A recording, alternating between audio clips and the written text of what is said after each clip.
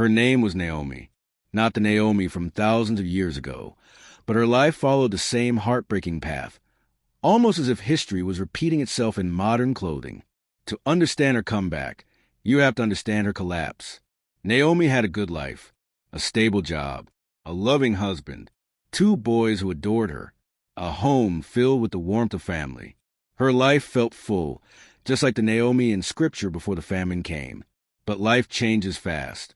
Where the biblical Naomi faced famine, this modern Naomi faced a different kind of famine, a financial drought, a job loss, an unstable economy, a sudden downer she didn't see coming. It began with a single meeting at work. HR, a file dropped on the table, a sympathetic smile. Your role has been terminated. We're restructuring. Just like that, her stable income evaporated. But she told herself, it's okay. At least my family is here.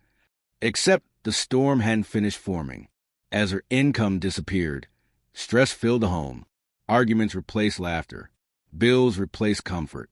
Fear replaced peace. Her husband tried to stay strong, but pressure crushes even the kindest hearts.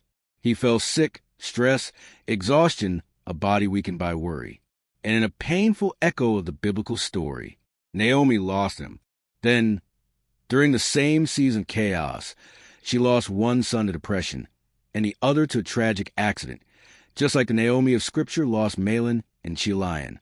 Her world didn't just break. It collapsed. She wasn't angry at first. She was numb.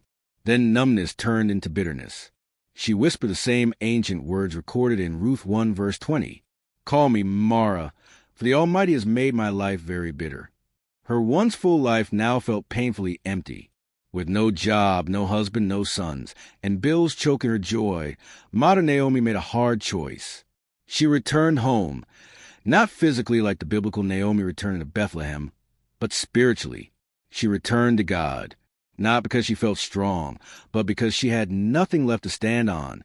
She walked back into church, shaky, hurting, ashamed, but willing. She whispered prayers through tears. She journaled scriptures through heartbreak, and slowly she felt something shift, not outside, inside, a small spark, a quiet whisper of hope, a gentle reminder to give them beauty for ashes. Isaiah 61 verse 3.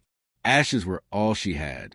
In the Bible, Naomi had Ruth, the woman who refused to leave her, who said, where you go, I will go. Ruth 1 verse 16. This modern Naomi found her own Ruth. But instead of one person, she found a community, a church sister who dropped groceries at her door, a cousin who helped her update her CV, a neighbor who prayed with her weekly, a mentor who encouraged her to apply for a training program. God surrounded her with Ruths, people who lifted her when she couldn't lift herself. She didn't return to her old life, but she returned to hope. And that was the beginning of her restoration. In the Bible, Ruth went to glean in Boaz's field, picking up leftovers out of desperation. And as it turned out, Ruth 2 verse 3, she stepped into her breakthrough. This Naomi entered her own gleaning season. She took a small job, nothing like her old prestigious one, but a job that paid something. She joined free courses. She volunteered at a community center. She learned new skills. She humbled herself and began again, piece by piece. And then the modern equivalent of Boaz's field appeared. A manager noticed her work ethic. A supervisor admired her character. A company offered her a position far above what she applied for. Doors opened she did not knock on. Favor appeared she did not earn. Just like Ruth was lifted from gleaning to blessing, Naomi was lifted from survival to stability. Her finances stabilized. Her confidence returned. Her spiritual life blossomed. Peace returned to her home. Not the home she lost, but the home God rebuilt inside her. In the Bible, Naomi's story ends with restoration to the birth of Obed, proof that God can redeem anything. This modern Naomi's restoration came differently. She became a mentor to women walking through grief. She launched a support group for widows and single mothers. She found new purpose in helping others rebuild. Her heart healed. Joy returned. Hope became her new language. Her restoration wasn't about gaining back what she lost, but gaining something new, holy, and deeply meaningful. She finally understood Romans 8, verse 28. And we know that all things work together for good for those who love God. Her pain worked for good. Her loss worked for good. Her ashes produced beauty. Her story became testimony.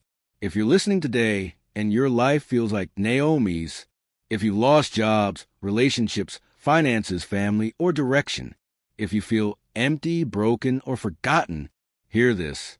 God is not done. Your story is not over. Your emptiness is not the end. It is the beginning.